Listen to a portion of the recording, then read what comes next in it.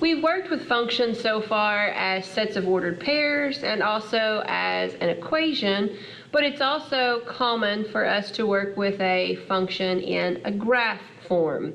So when a function is defined by an equation in x and y, the graph of the function is simply the graph of the equation. That is, the set of points xy in the xy plane that satisfies the equation. So what I want you to see here is that if we're working with a linear function, we would graph it exactly the same way that we graphed a linear equation. The only difference is instead of working with x and y, we will be working with x and f of x. But remember, f of x and y can be used interchangeably in that regard as long as we know we're working with a function.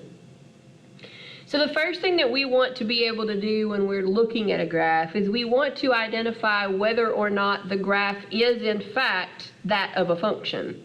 Because remember, not all graphs will be functions, just like not all relations are functions. So in order to determine if a graph is a function, we're going to use the vertical line test. And the vertical line test says that a set of points on the xy plane is the graph of a function if and only if every vertical line intersects the graph in at most one point. Another way of saying that is a graph is a function if you can draw a vertical line anywhere on the graph and pass through at most one point. So when we are testing graphs, all we have to do is draw vertical lines, and if we can draw a vertical line in even one spot and pass through more than one point, then we know that the graph is not that of a function. So let's look at our example here. The first example we have is the graph of a circle. If I were to draw a vertical line right here, notice that I pass through the graph here and here. That's more than one point, so that tells me that this graph is not the graph of a function. Moving on to my next example here, the sideways parabola. If I were to draw a vertical line here, well, we'll pretend like that's vertical. Actually, let me try a little better there. So if we were to draw a vertical line right here, then you can see again we pass through more than one point. We pass through this point here and this point here. So that's enough to tell me that this is not the graph of a function.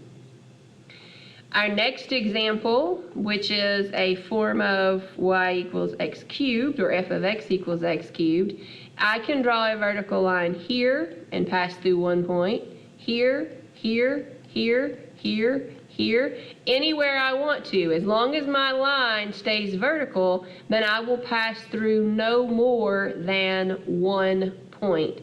So that tells me that this graph is, in fact, a function. Now you'll notice that over here, the graph looks like it's getting kind of vertical. It's kind of steep, but it's still not completely vertical, so it still passes the vertical line test. Looking at our last example here, which is a parabola, again, this is fairly steep, but if we keep our lines completely vertical, and I have a little bit of a hard time doing that without a straight edge, but if we were to keep our lines completely vertical, then no matter where we draw our line, we will pass through at most one point on the graph, so that tells me that this is the graph of a function. In addition to identifying whether or not a graph represents a function, we can also use the graph to be able to find out information about the function. So let's look at an example down here where we are given the graph of a function and we are asked to find some different pieces of information about it. So the first thing they ask us to find is f of -2, f of 0, and f of 3. Well, in order to identify these, we have to think about what do they mean. Well, remember function notation, and remember what falls inside the parentheses? Well, it's the x value that falls inside the parentheses in function notation. So essentially what they're saying is, what is the corresponding y value when the x value is -2? So I'm going to come over here to our graph. I'm going to find an x value of -2. I'm going to go up to where there is a corresponding y value, and I see that when f is -2, y is about 2. Now I know it's a little bit off maybe, but it's close enough for just looking at it with a naked eye. So we're going to say that f of -2 is equal to 2. Because remember, we're giving the y value when the x value is -2. So what about f of 0? Well, again, we're going to find where x is equal to 0, and we're going to find the corresponding y value. So I come to the graph, find where x is 0, go down to the point on the graph, and I see that y is equal to -3 in this case. So f of 0 is going to equal -3. Let's fix that 0.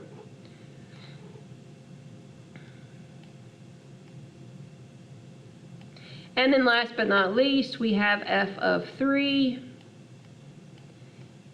F of 3 is asking us to find the y value when x is 3. So I come over here to 1, 2, 3 on the x, go down to the graph, find the corresponding point, and see that the y value is -1. So f of 3 would be -1. And again, remember what we said about ordered pairs. We can write this as an ordered pair. So if what I have here is correct, then the ordered pair 3, -1 should be on the graph. And in fact, it is. Now I'm going to skip B, C, and D and skip on down here to E so that we can kind of see the flip side of this, because these are the two that most students get confused on. Notice that in A, the value was inside the parentheses. So we were given X and asked to find Y. Notice down here in E that the value we're given is equal to f of x. It's not inside the parentheses. So that means that the value that we're given is y, because remember, f of x and y are used interchangeably. So essentially they're saying, what are the x values when y equals -1? So to find those, we're going to come down here to -1 on y, and we're going to look at all the places that the graph crosses. And you'll notice that there are actually 3 different places where the graph crosses at y equals -1. I'm sorry, where the line y equals -1 crosses the graph. So we're going to have to give all 3 of these x values as our solution for part E. So that's about a -2.2.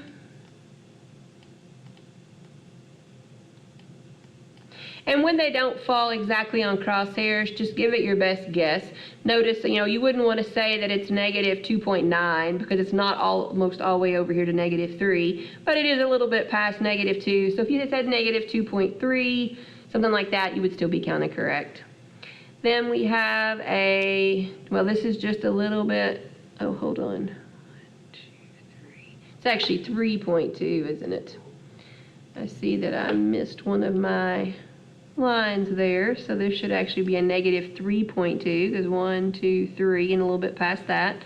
Then here we have -1 and a little bit past that, so maybe a -1.1. And then over here it's 1, 2, 3, so it would be a +3, because remember, we're looking at x values, so how far is it from the y-axis? So don't get those confused. If it's in the parentheses, it's x. If it's outside, it's y.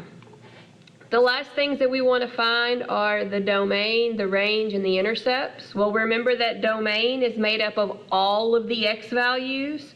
So this arrow right here says that we're going to keep going down, but as we go down, what are we also doing? We're going further and further to the left. So for the domain, we're going to go towards -infinity. because that arrow says go on forever. This arrow is going up, but as it goes up, what's it also doing? Going further and further to the right. So the domain is going to start at negative infinity and go all the way to positive infinity. The range is made up of y values, so we're looking for all the y values covered by the graph. Well, since this goes down, it goes down towards negative infinity on the y. So the range would be from negative infinity, and this goes up towards positive infinity on the y. So the range in this case would also be negative infinity to positive infinity. And then the last thing that we want to look at are the intercepts. So that would be all of the points where it crosses either the x or y axis or touches. In this case, they all cross. So we have 1 point here. We have 1 point here, we have 1 point here, and we have 1 point up here. So let's start with the x-intercepts. Remember, they all have a y value of 0.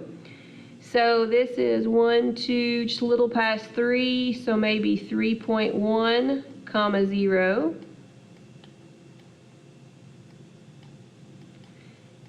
Next, we have this one right here, which is a little bit past 1, so maybe 1.2, comma 0. Here we have 1, 2, 3, 4, so 4, comma 0. Oh, and what did I forget up on my first ones? I was counting, but which way was I counting? To the left. So this is actually a negative 3.1 and a negative 1.2. And then last but not least, we have our y, which is a negative 3. And for y-intercepts, remember, it's the x value that is always 0.